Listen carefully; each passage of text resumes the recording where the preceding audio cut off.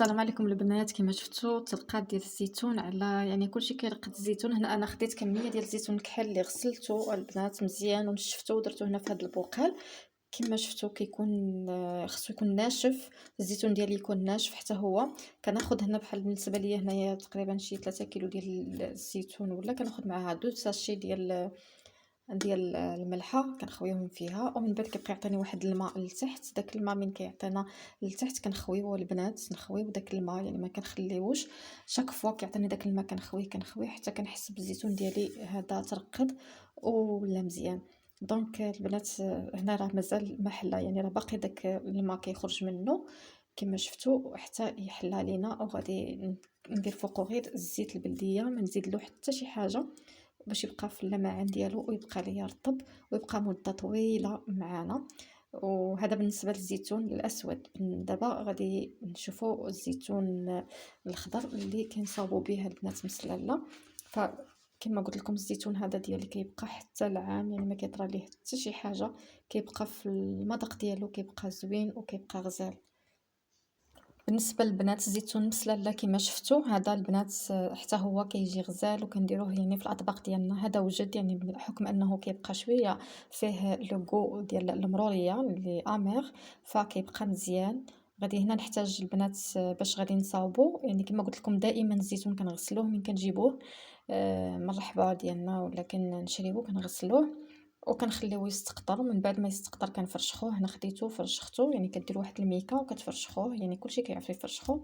كتدقوه مزيان وكديروه في واحد البيدوزه ديال 5 يطرو ولا، وكتبقاو تبدلوا ليه الماء. انا هنايا بالنسبه ليا بدلت ليه الماء درت ليه نهار بالنهار، يعني نهار نبدل ونهار لا، تقريبا 5 د المرات حتى 6 د المرات حتى كتشوفوا داك الماء ديالو ولا صافي، يعني ما بقاش فيه. وكنصفي غير الكميه البنات اللي غادي نستهلكوها هكا باش من الزيتون من كنجيو نخدمو به ما كنلقاوش راشي. يعني الاخر كنخليوه ابار يعني في واحد البيدوزه ديالو، وكنخدمو غير بواحد لا كونتيتي قليله حتى كنساليوها وكنوجدو تاني اخرى. هنا بالنسبه ليا عندي هاد المزيودات اللي هما الفلفل ماشي حار بزاف، يعني غير باش يعطيني لوغو ديال الفلفل. والماء البنات اللي كنستعملوه هنا الماء كيكون ماء ديال الباهيه ولا الماء ديال البير. بالنسبه للماء ديال الروبيني فهو ما كيصلحش نهائي للزيتون.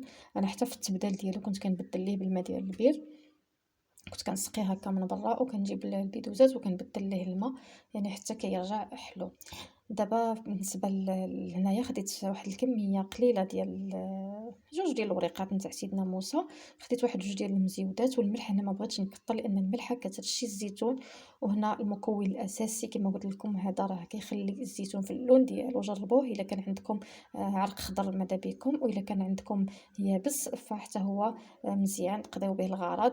يعني كيبقى اللون ديال الزيتون ديالنا مزيان، العرق ديال الخرقوم كيخليه رائع. وهنا واحد الحامضه اللي كنت قسمتها على 4 كنزولوا لها داك العظم ديالها. وكنخوي هنايا الزيتون ديالي ما قداتنيش هذيك القرعه، يعني جاتني صغيره. بالنسبه ليا هنايا غادي غير نقضي بهذه حتى نبدلها ندير قرعه ديال الزاج. كنت كنصور لا فيديو يعني ما وجدتش الماتيريال، يعني كنت غير باغي ندوزو وصافي. دونك هنا حتى الخرط كنعمرو مزيان بداك الماء، وكنديرو الزيتون ديالنا وكنديرو فوقو الزيت البلديه. بالنسبه للملح كما قلت لكم كتبقى على حسب الذوق، انا ما كنكثرش الملحه. المهم الزيتون ديالي كيبقى مزيان هكا ما كيرشع ما والو، كيبقى في اللون ديالو وكيصلح البنات الاطباق ديالكم في الطواجن مع البطاطا كيجي رائع، مع الخرشوف كذلك، قناريه، مع البقوليات كيما كانوا كيجي غزال، ولا غير بوحدو هكا كيجي رائع. ما شهيتكم فيه. صافي البنات كتخليوه هكا يعني على يدكم صافي وكتبقاو تستعملوه. اون فوا تكملوه كتوجدوا لا كونتيتي الاخرى. هنايا عندي هنايا جوج ديال البيدوزات، دونك ما بغيتش نوجدهم كاملين مره واحده، غادي يحلى مره واحده وما نقدوش عليه كامل. يعني بغيت يبقى داك لوغو تاع المروره فيه، يعني ما بغيتوش يولي راشي. صافي هكا كتخليوه معكم في المطبخ يعني في مكان. كما شفتوا هذا الزيتون المشقوق هذا اللي شقيناه، هذا كما شفتوا ها هو حتى هو. المهم كي كتشوفوا الماء هنا باقي صافي حتى هو راه كيوجد. هذا كندير له غير الحامض وكندير له الملحه وكيبقى رائع البنات. هنا ما بغيتش نوجد كلشي كما قلت لكم دقه واحده، فانا مخلياتهم هنا في هاد البيدوزات. الا حليت عليه غادي يخرج داك شويه ديال الغاز، ولكن راه كما شفتوا غزال البنات كيجي رائع وكيجي زوين. كنكبوا عليه الملحه وكناكلو وبالصحه والراحه. هذا باقي فيه شويه ديال المروره. هذا البنات كيجي مع الدجاج وكيجي حتى هو مع اللحم كيجي. المهم هذا كما قلتوا المشقوق، يعني درنا المفرشخ المشقوق ودرنا هاد الزيتون الاسود، فكلهم كيجيو غزالين البنات. نتمنى الفكره ديال اليوم توصل لكم، ونتمنى تجربوا هاد الزيتون، فكيجي رائع البنات غير بطريقه سهله ماهله.